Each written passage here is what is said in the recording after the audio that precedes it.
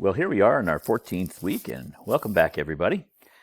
This week we're going to kind of embark on a walk down memory lane. We're going to take a look at the course as a whole, and in the end we'll kind of put things in context and then talk a little bit about our final exam.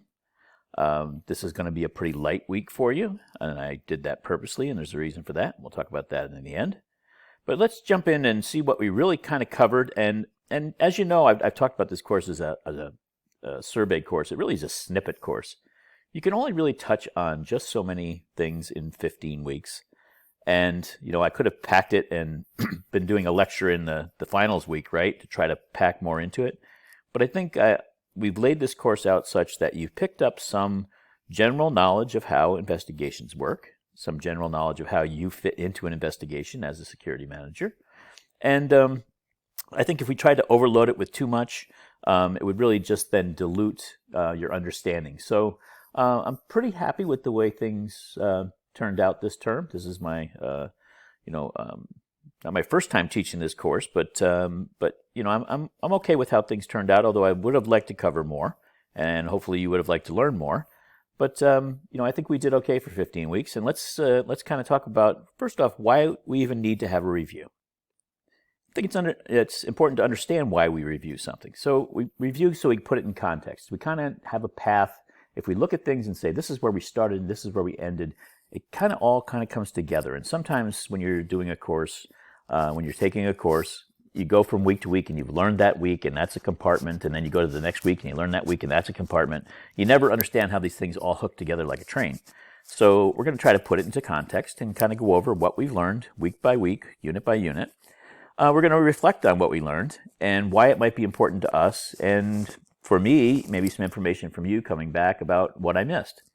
We're going to fill in some empty spaces. There'll be some things that you'll hear in this review and you'll say, oh, okay, now I get that, or wow, I missed that during the semester. Nobody absorbs 100% of everything, so we're going to kind of repair. And then we're going to hopefully feel more confident in what we know in the end. None of you are going to be full-time investigators in your first job in the security field. In fact, there's a low likelihood that you will be a full-time corporate investigator at any time in your career. There's simply not a lot of full-time corporate investigator positions, although I will say that they are growing, and certainly in the contracted sector there are many of them actually. But it's not as common as, say, a generalist, right? And that's true in anything. There are more MDs than there are brain surgeons, right? And think of it that way. Think of a security manager as an MD, and think of an investigator as a brain surgeon, right? It is a subset. So you're kind of learning a subset, and it's a subset that you're going to need to act in because most places don't have that full-time investigator. So the security manager, with others, wears two hats, as they say, one as the security manager and one as the corporate investigator. Secondly, I want to go back to that reflection, and it's something that I picked up on in my doctorate program that I really just didn't do for a good portion of my career, and I missed out. And that is to reflect on everything that you learn and everything that you do, and even to the point where I now do what I consider to be a daily reflection. At the end of each workday, I make a little note: what went right, what went wrong. And after a while, you see that the wrongs are repeat items, and the rights are repeat items. And that really helps you form your habits.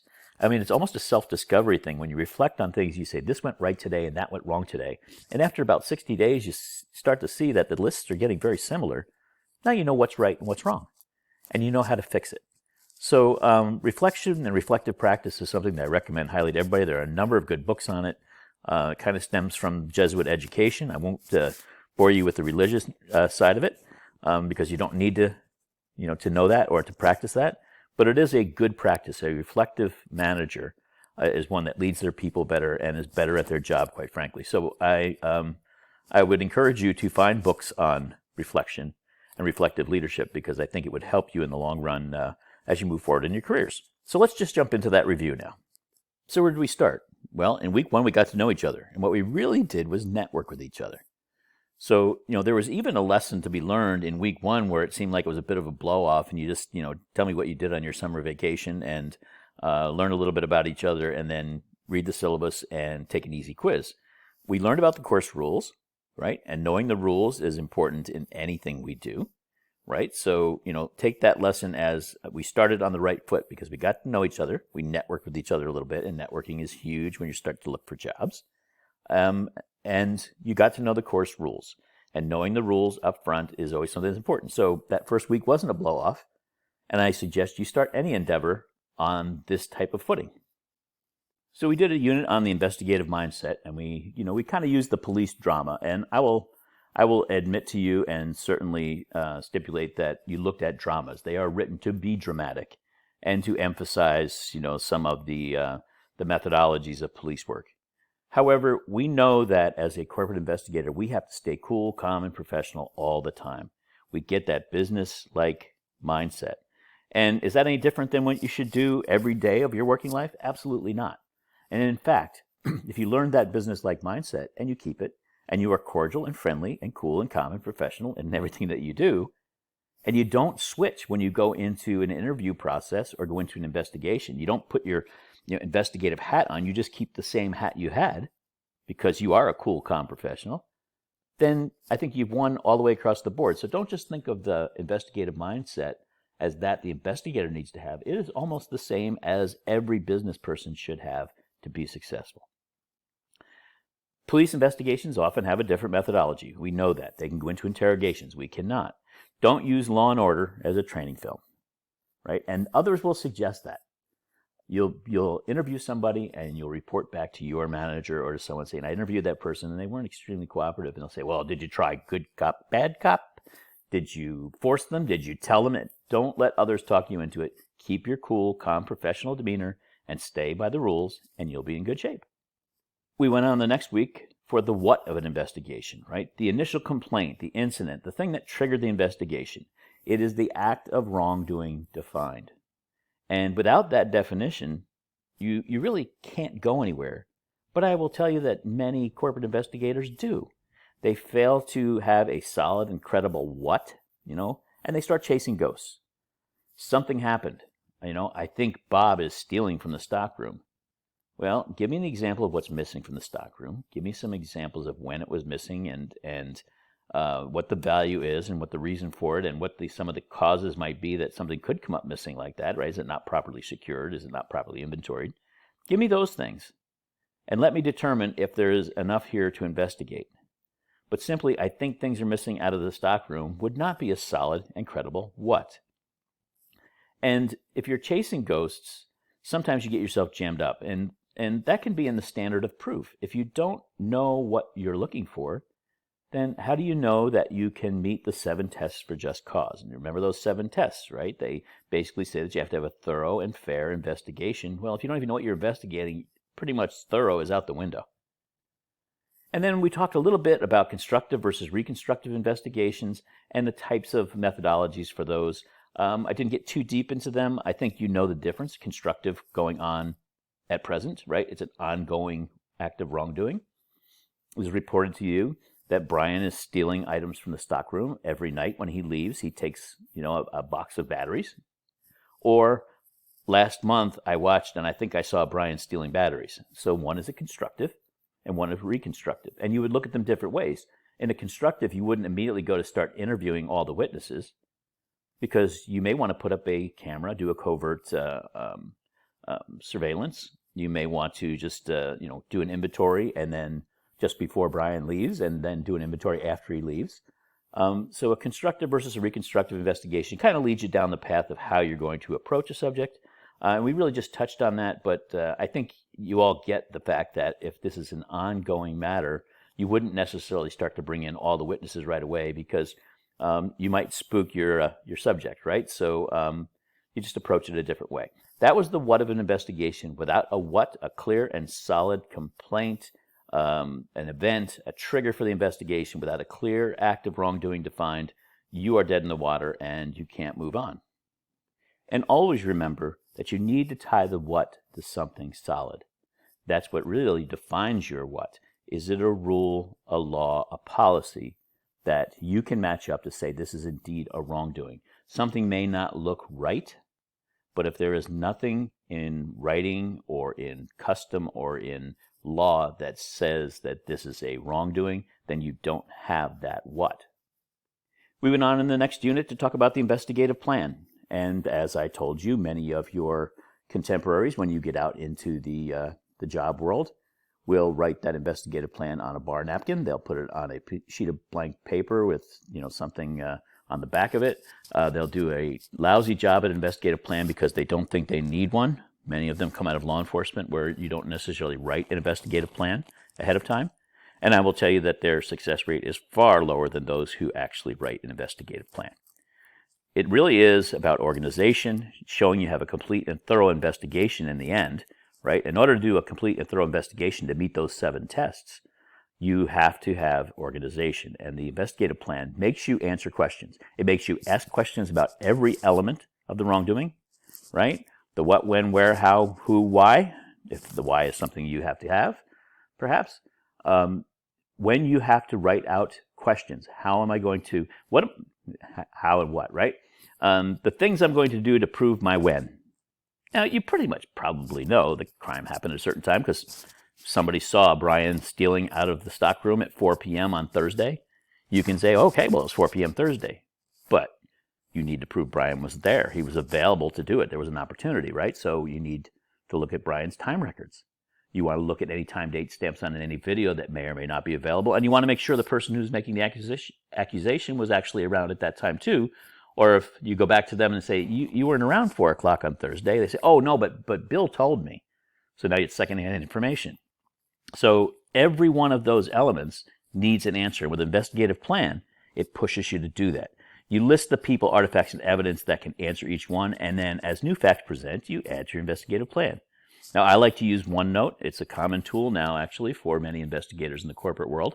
But your organization may have a different setup, may have a different way for you to do it. That's okay. But I would suggest you find something. If you even look at OneNote and say, okay, this is how it works, you can model your own methodology. Every one of you are really smart individuals, as far as I'm concerned, and you can find your own methods. But the idea is to keep organized, to ask each one of those questions, no matter how simple the answer may be, back it up with a piece of evidence, an artifact, something that you can show that you checked off all the what, when, where, how, who, and why. We jump to witnesses. And as many of you probably knew, although some of you may have been surprised, witnesses aren't always the most reliable thing to have in your case. And so many investigators say, well, I have a witness. Joe said he saw Brian steal the batteries and walk out with them, so case done. And then you find out Joe didn't actually see it. He heard it from Bill, who heard it from Sue, who heard it from Mark, and down the line, right?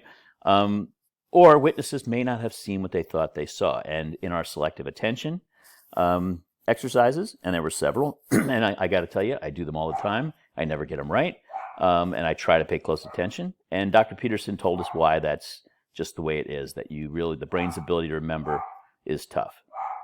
And really, it's tough because of biology. It's just a natural thing. Our brains cannot absorb really more than one thing at a time. We jump from things to things and take snapshots of many things going on at once. We think we multitask, but realistically, it is one piece of information coming in at a time. And to try to piece those things together, it can be tough. We also talked about memory contamination. We know that witnesses, if you wait too long, memories fade, and we all know that. We know that if you don't separate witnesses, then they talk amongst themselves, and every story then tends to blend into one story. I saw Brian come out of that stock room. He was wearing a blue hat. No, remember it was green hat. He was wearing his green hat, that one that he wears. Oh yeah, the green hat. Well, I've changed my story, and quite frankly, if Brian wore his blue hat that day, that may be a piece of evidence that Brian wants to use in his defense, saying, they said they saw me in a green hat. Well, I don't even own a green hat. I wear a blue hat every day, right? It can only hurt the credibility of your witnesses. And then the big one is really overtelling the story. This is where many corporate investigators get themselves jammed up because they interview someone, then they interview them again, then they call in somebody else and say, tell me what you told me. And as the story is told and told and told, it tends to shift ever so slightly every time, even just with minutia. But if it's told enough times, the story now becomes what the story is, not what you actually saw. When you retell the story enough times, you're just retelling the last instance that you had. You're not really retelling what the original thing you saw was. So witnesses are great until they're not, right? Until they really didn't recall what they thought they recalled. or until their memory's been contaminated and they really don't do you much good at that point because they can't corroborate the story. Don't stop your investigative plan just because you have a witness. So many investigators do that. Continue with your plan, finish your plan, answer every one of those questions using the original sources that you listed and others. And as things progress and you learn more information, add to the investigative plan, but answer every question. So power dynamics in the workplace came up next. And sometimes people just kind of scratch their head and say, why are we learning this in an investigative course? Hugely important. Because people have connections, and those connections are going to alter in some way every investigation. And I will say every. Because the person who is potentially being accused in an investigation, in a corporate investigation, corporations and organizations are hierarchies. The person who's being accused is either lower or higher on the food chain in most cases than several of the witnesses. And they will make assumptions based on that. But everybody holds some form of workplace power. Remember, we had the front desk clerk and the hotel manager we talked about. The hotel manager had the power to tell the front desk clerk, I want you to clean the bathrooms every night during your shift.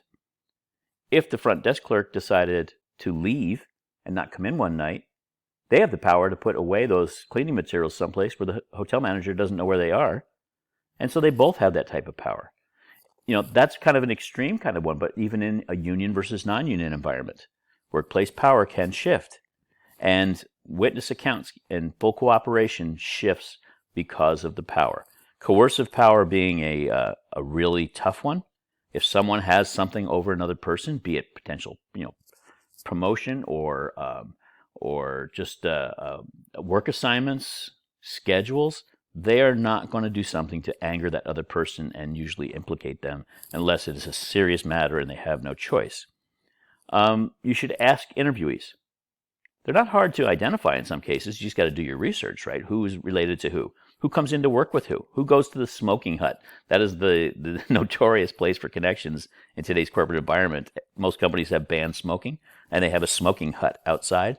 And there is more good rumor out of the smoking hut than any place in the world. It's better than the old water cooler, as they used to say, right? Everybody around the water cooler, you hear the rumors. Now it's the smoking hut. Do your research. Find out who is related to who in some way or fashion from a power standpoint. Ask interviewees about power connections. Ask them about their feelings about being interviewed. How do you feel about being interviewed? Well, I'm kind of nervous. Well, why are you nervous? Well, I don't want to get anybody into trouble. Well, who might you get into trouble? Well, I don't want to be, thought of with my coworkers as a rat. Okay. And how about your boss? What do you think they'd say? Well, I don't think they like me being here. So you get to understand those. And then one thing that we just touched on was really to work with HR, and they normally would have command over this policy, although it could be a security policy, to have a no retaliation policy that forbids people from retaliating against people who cooperate in corporate investigations. That is definitely a savior. Most companies have that somewhere in a employee handbook, but verify that wherever you work has that, and if not, work together with your partners to try to get that into a solid policy so that people don't fear retaliation, or at least know that when retaliation happens, they have a recourse to come forward and say that I've been treated unfairly because I cooperated. So then we started a 2-week unit on interviews, and the first one was really about setting the stage, right? You know that you want to have an interview someplace where it's not going to be disturbed, where people aren't going to be under the light and in a fishbowl where everybody can walk by and see what they're doing. You know that you want to have people not facing a door, especially if this is an interview where it turns from suspect to subject, right? Or from witness, interviewee to suspect. You do understand now that a union representative can be present. If you have a union shop and the person requests representation, the Weingarten Act would require you to honor that if you went through the interview. But if somebody else is going to be present, you now know where to seat them behind. Use the raise their hand rule, right? We went through all those things. Just remember, interviews are just a conversation. That cool professional demeanor, you should never, ever raise your voice in an interview. Never, ever get confrontational because you don't have to. It's just a conversation. It's focused on one thing, but that's all it is. When you get into that interview, you should always ask certain questions. What should happen to the person responsible? That question is asked so you can look for excessive leniency. right? If somebody says, well, I know that the person killed somebody, but I think they should get a strong talking to and maybe even a write-up. Happens again, they get fired. That's extreme leniency for a death. But people will come back with that. And they do that because either they were involved or they are intimately involved in some way with the person who is involved in that wrongdoing. And so they will always suggest leniency. And so that is an important question. When you start your interview, though, you always want to have a question that has a clear answer. You never want to end up with a no, right? Never want to start with, well, do you know what happened at the stockroom at 4 o'clock on Thursday? No. From there, you are pulling teeth. You know whether that person was at work on Thursday because you've done your homework and you've checked the time records. You worked last Thursday, right? Yes, it did. Okay, and you normally work in this area, that area? Yep, that's what I do. Now, who are your coworkers there? Let them give answers. Start the pump, right? It's almost like an old well pump where you're kind of pumping their arm and information's coming out of their mouth, right? You want to make sure that you start the conversation. Don't ever start your interview with anything that can limit the conversation and be a one-word no answer, right? You want to stay positive to get them talking. You always want to ask who wasn't involved, because that will be a tip-off to a couple of things. One being referent power. We talked about the power dynamics. Some people are just untouchable in the workplace. No one would ever suspect Brian because he's been around for 35 years. He leads the group and he's just, well respected. But Brian could be the guy who stole the batteries, right? But you want to ask that so you can help understand the power dynamic and perhaps why that person wasn't involved. Why do you say that? If you turn the corner from a witness to suspect, when you get to that point where you say, my evidence that I brought in here pretty much told me that Brian was the guy. I'm interviewing Brian, and his answers just aren't adding up. Now I'm 99.9% sure I've got Brian here. Make sure you account for opportunity. The when, make sure you have that covered. You never want to be in an interview when somebody says, I couldn't have done that last Thursday because I was on vacation in Florida last Thursday. It is that dope moment that you don't ever want to have. So always make sure opportunity has been covered, because you may be talking to somebody who becomes a suspect very quickly in an interview from some things they say or something that they tip their hand on. And if you haven't done opportunity on everybody you talk to, you could jam yourself up when you get to the point of that positive confrontation. So we talked a bit about baiting techniques. Only one technique of many, many, many that are used by investigators, but I found it to be one that even a novice investigator can use effectively. And it's really based on the fact that people don't want to disclose why they did something. I didn't steal the money out of the petty cash fund I stole it because I wanted to go out and party on Saturday night. That's why I did it. I don't want to tell you that. I would rather tell you if I stole it because I have a sick child at home and I couldn't afford their medicine. Or I just, borrowed it just temporarily. I was going to put it back, but I just didn't have enough gas in my car to get home. And I knew that payday was tomorrow and I was going to put it right back. It was a bad move. And I don't want to tell you I was going to use it to go party. Give people the soft landing. It is the easiest route. The soft landing is the easiest route that people will admit they did something. You really don't care about the why so much as an investigator. We've talked about that before. You really just need to know who and how, right? You need to understand who did the wrongdoing and how they got away with it, so then later on you can go back and try to close those gaps. But if they want to tell you a different why, don't fight with them. Don't go back and say, no, you took it because you're a party boy. What does that really help? It doesn't help anything, right? Remember, when you're interviewing, you never interrogate, okay? If you know you have your person in front of you, if all of your evidence points to this person, if there is no way that a reasonable person would say, this is not your guy or girl, right? I usually say guy, but I think you all know equal opportunity when it comes to subjects.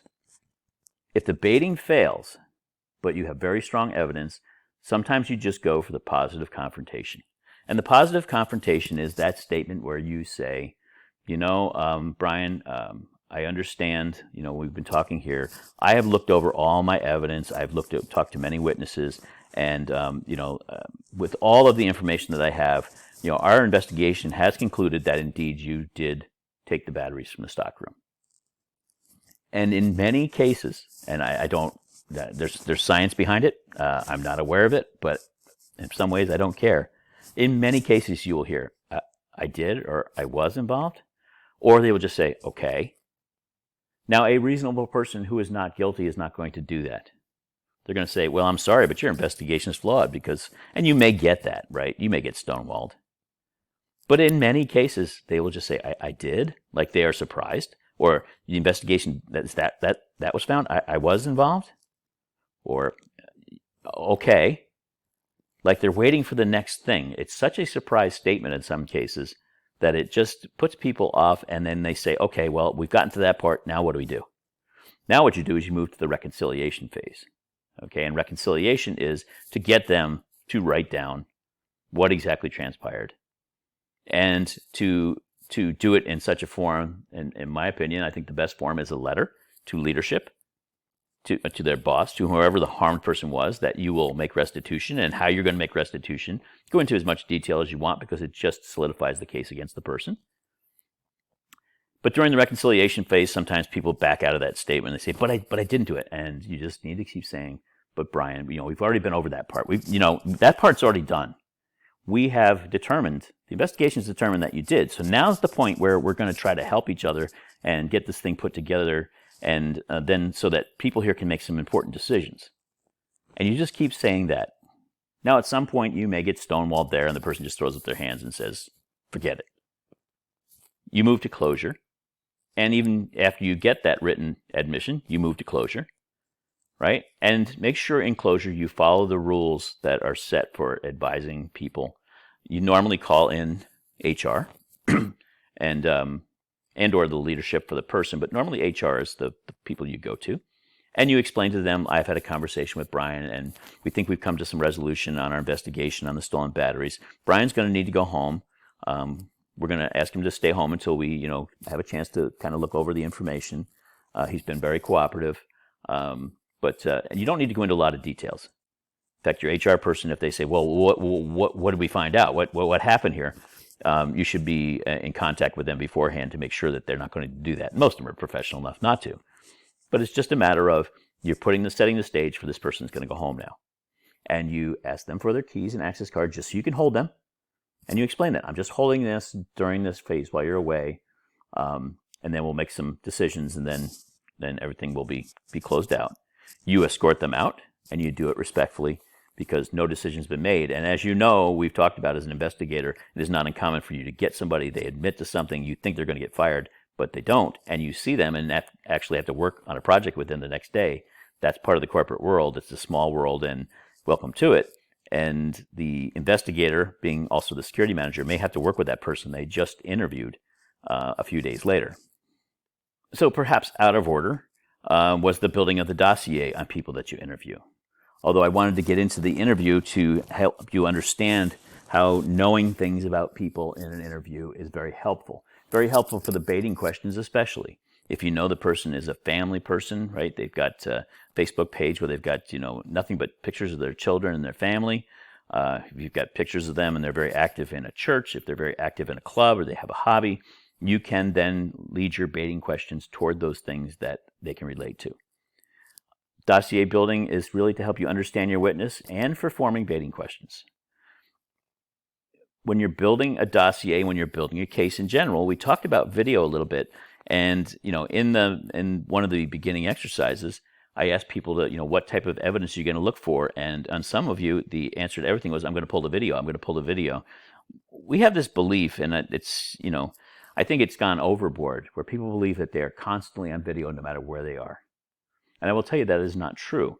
And, walking down a city street in Manhattan, you will be on video a good portion of the time, but you may be so far away from that video camera we can't tell who you are. And the video may or may not be available to an investigator. It may not be theirs. So don't always rely on video. I have some very saturated facilities with video, producing things from fentanyl to atropine under government contracts. And we don't have everything covered by video because we're not required to. And in fact, sometimes in production, you don't want things covered under video because it has proprietary formulations and proprietary methodology. So don't always rely on video. but time records, things like their resume and their initial background check, and then all of those sources that you guys came up with in the discussion, make that list. It's got tons of information on it.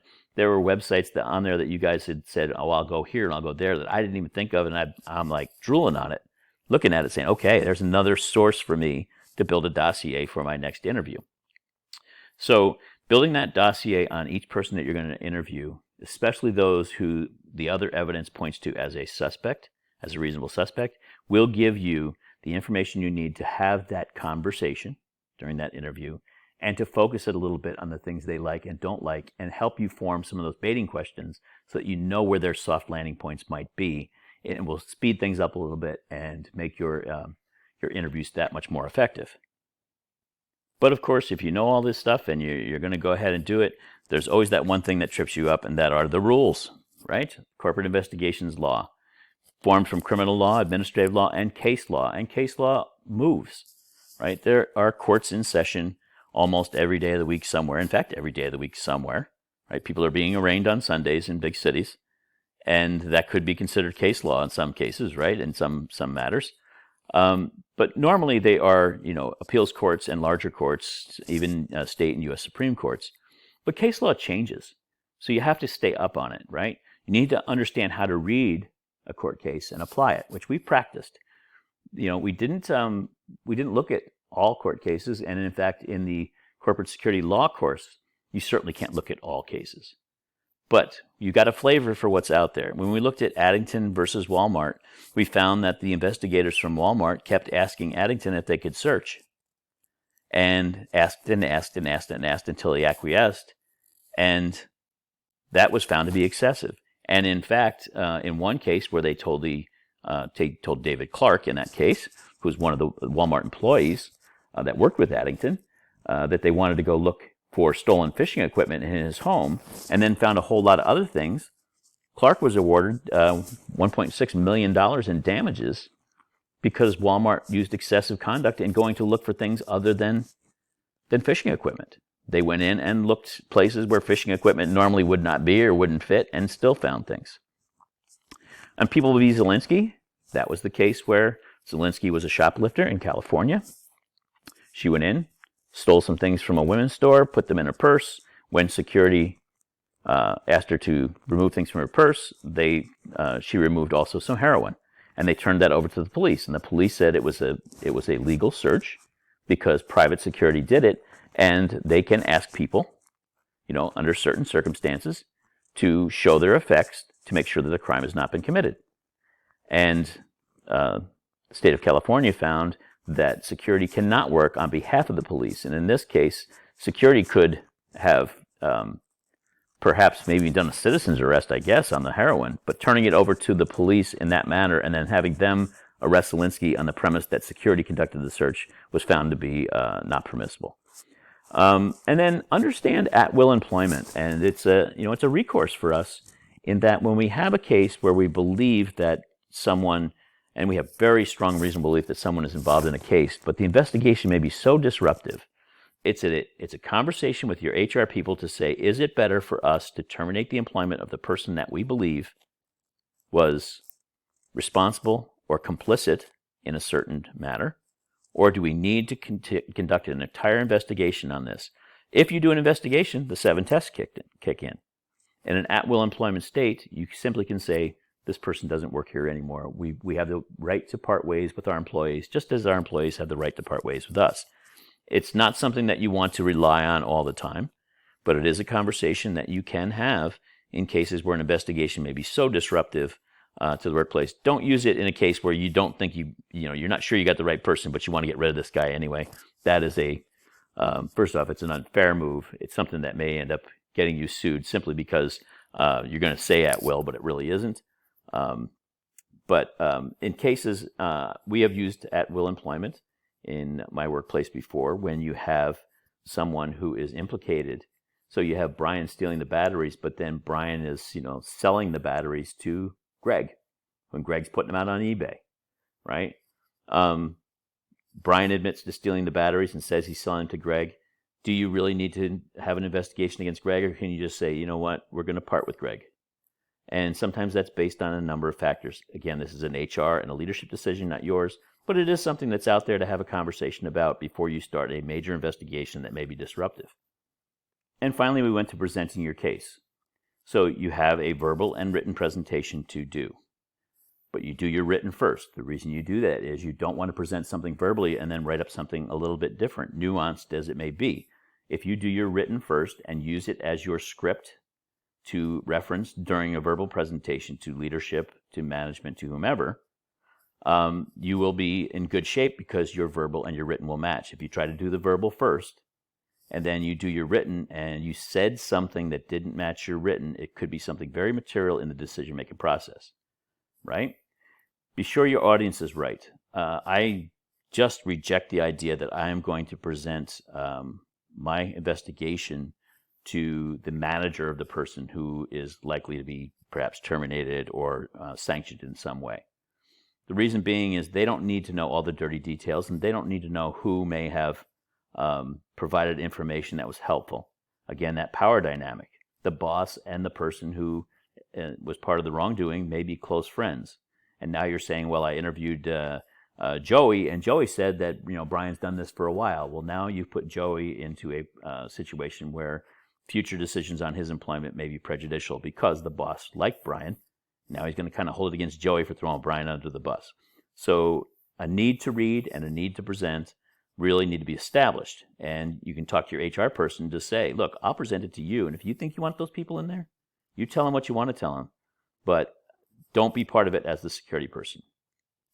Understand the concepts of more likely than unlikely or more probable than not, especially in a verbal presentation. You will have people in a verbal presentation say, well, couldn't Brian have just been taking the batteries out? He was going to take them home and test them to make sure they were all fresh so that he could bring them back the next day and use them in our work equipment. Sure, that could be, but that is unprobable. That is less probable than probable, right? It is more likely than unlikely that Brian had no intention to bring the batteries back. I think that is what a reasonable person would say. But people will ask you to talk in absolutes, and you can't necessarily do that. Without an admission of guilt, straight up, they're going to ask you a lot of kind of odd questions about could it be that the Martians came and did it? It is more unlikely than likely that Martians came down, right? You reverse the more and the less, right, based on the question. But yeah, I think you understand. Don't try to talk in absolutes when people present to you, especially in your presenting of the case, alternate theories of the wrongdoing and the occurrences. You just go with, it's less probable because I have other evidence here.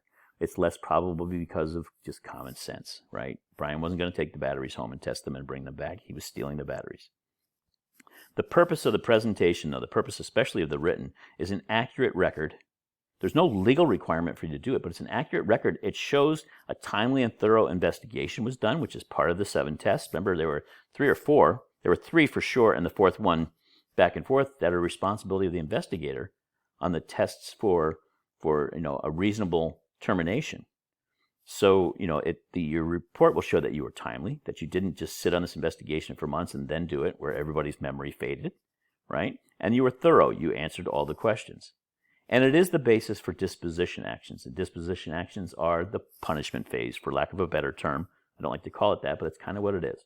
Is the person going to receive a written warning, a final warning? Are they going to be suspended? Are they going to be terminated? Or are they going to be referred to law enforcement? Stay away from the disposition discussion. With the exception of perhaps, and I didn't want to go into this too much, but on the law enforcement side, if you have a pure crime, so on something like child pornography, for those of you in cybersecurity, you'll get those reports. They get normally referred back to the investigator. In this case, many cases, that is a organizational security person, right? Cybersecurity people are a great resource, but normally don't do the full investigation to include interviews themselves. They put together the forensic case. If you have something like that, and someone in your HR says, well, we're going to call them in and we're going to terminate them, you have to understand the law says you must report certain things. So you're part of the disposition there because it's a referral to law enforcement. Otherwise, don't say, I think the person ought to be fired for this, or we fired the last guy for this. Every case is individual. You are disinterested in that. You are cool, you are calm, you are professional, going back to week 2, right? And you don't care what the outcome is. You just did your job. You put the case together, you presented it, and let the decision makers make the decision and stay out of that disposition lane. So for a snippets course, we really did cover a lot, but we really just touched on some of these subjects, and you're going to need to practice investigations when the time comes when you're out in the workforce, and you really need field experience to be a good investigator. I hope I've given you some of the techniques, especially of interviewing. I only really touched on 1, maybe 2 in the entire course because there just isn't enough time. I think we could certainly do, well, I know we could certainly do an entire year, not just a semester, on interviewing techniques and still never cover everything. But think of investigations as a process, right? An investigative plan is that process, that roadmap. Okay, you're keeping the professional demeanor. Follow your well-defined investigative plan. Understand the influences that may be on witnesses before you ever talk to them. That power dynamic, right? And the dossier. What things make them click? You write a factual report and stay away from disposition. If you can do those things and act in a fair and impartial manner when doing an investigation as a business professional, you will excel in that field. Which brings us to reflection. Now, I reflected on what we worked on, but you're the ones who have to apply it at some point in your career. Now is the time to reflect on how you're going to do that, and part of that reflection will be part of your final exam. Now, I can't release the final exam parameters to you, and I suggest that if you start on the final exam too early thinking you might know what it is, for those of you who have taken my courses before, there will be slight nuances that'll have you rewriting a good portion of it if you do that. What things did you learn that you think were most impactful or interesting, or just things that you didn't know before, or that you kind of think, that was a good thing to know, right? And how might you apply those things in the future? What are you going to do in your professional practice as an investigator to use some of those things? Conversely, I want you to reflect on what things were least impactful. What things in the course did you say, yeah, that's good to know, or didn't need to know that, or that just kind of stunk. I didn't like that. That's okay. What was good about the study of investigations? What really was the purpose for you in this course? And how might that impact what you're going to do in your career? And then, how could things have been done better? I want you to reflect on those things. Take those questions, reflect on those things, and kind of get your mind right. Just take a few minutes even before you go to the next slide and think about those questions. So, which leads us to this week. What are we going to do this week? Well, we're going to go kind of light. Why? Because I want you well rested for your final exam here and in your other classes. I don't want something that's going to take up a whole weekend of hard work, because I want you to take some time to be reflective about all of your courses. I know that sounds kind of corny, but my course may not be the most important one, or the one you worry about the most, or the one that you really need to apply yourself to do well in the final, because it's between you and not doing well in school. So let's go light this week. And we know finals week is coming, and you're going to make the big push and work really hard the next week. So we'll go light. You've just finished the lecture. Thank you very much for that. We're going to be just right at 45 minutes. There's a Dropbox assignment. What I want you to do is to make an outline. Now, if you remember back in the second, third grade, usually, maybe fourth, some English teacher had you do an outline. And an outline is just that. Number 1, what was most impactful? A and B. And then under that, why did you find these items interesting? That's number 2. Under that, A, B, C, whatever, right? You're writing an outline. This is not a rough draft of a paper. This is not a discussion post. This is simply an outline. It's going to be pretty easy to do. You could probably do it in half a page, right? I want you to tell me what was most impactful. What things in the course did you enjoy the most, that made the most sense to you, that you think you're going to be able to use in the future? 2 items. If you can't think of 2, well, then tell me you can't think of 2, but I will, hopefully, there were 2 things that happened this semester that you can use, right? Tell me why you find them interesting and what you're planning to do with them, okay? What was least impactful? At least one thing, and maybe you can find a lot more here, right? This may be the place where you say all 15 units were just not for me, and that's okay too, I guess. But try to focus in, because I'm going to use that to gauge full units that just weren't impactful for people, right? This is to help me as well as you, right? You're meeting some deliverables here, but I'm going to use this information to try to make the course better as we go along. What was least impactful? What one thing in the course did you say, that was okay, but it really didn't help me much? Okay, one item. What was good about the study of investigations? In general, tell me, just with an A and a B, a couple of words, a sentence, what was good about this study of investigations? Maybe it just added confidence to you, right? Maybe it just, it was your first time you'd ever looked at investigations and it piqued your interest. Maybe you found out that you've done investigations in a job before and this is just different because it's corporate investigations. Anything that you found about the study of investigations that you found to be positive just generally. And then what can be improved? And students tend to shy away from this one, right? Because they say, oh my gosh, I'm going to tell the instructor that, I thought this part of the course sucked. That's okay. I'm a big boy and I can take it, okay? And I don't hold grudges. I've had students tell me straight up what they didn't like about a course. And when I get enough of those on one thing, then it helps me adjust my fire for the next group. So it's a pay it forward thing for those who are going to take this course next year, that the things you list here, and if you don't feel comfortable there, then just make up a little something and give it to me in the course evaluation that you got, right? Just, lay it out on the table there if you like. I mean, I'm not trying to call anybody out to ask them why they think something should be improved.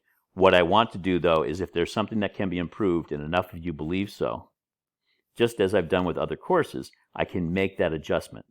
So if you're willing to do that, and if you're willing to put your name on it, then it allows me to contact you later and say, okay, what do you exactly mean by that? Give me a little more info, because I am always trying to strive to improve my courses.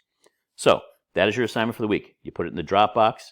It will be due on Sunday, but this is something you can get done really early. Why not do that so you can take the weekend to either study for other finals if you want or just rest up. With that, have a great week, and I will see you in finals week.